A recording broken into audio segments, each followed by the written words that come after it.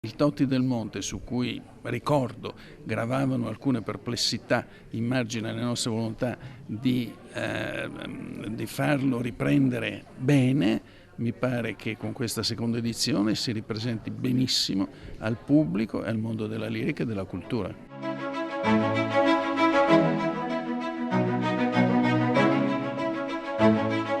Dal 6 giugno al via la 50ª edizione del concorso internazionale per cantanti lirici Toti dal Monte, nato nel 1969 per volontà di Antonio Mazzarolli e dedicato al soprano di Pieve di Soligo.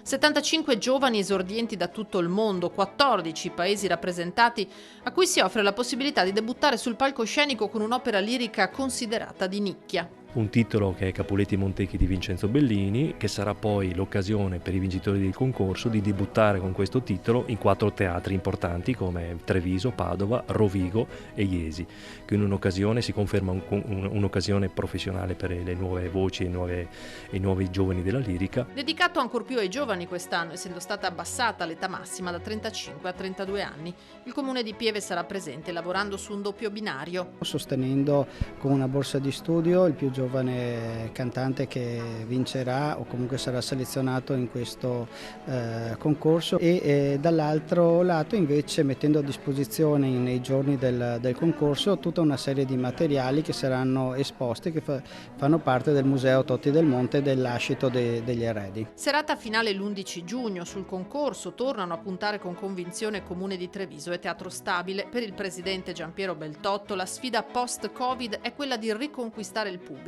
Abbiamo avuto un calo di pubblico, non siamo preoccupati di questo, ma certamente ci stiamo attrezzando per provare a far reinnamorare il nostro pubblico del proprio teatro. Il direttore Ferrara ha preparato una stagione bellissima, io penso e spero che piaccia al pubblico, io penso e spero che si torni all'abitudine del sold out in tutti e 3 i nostri teatri.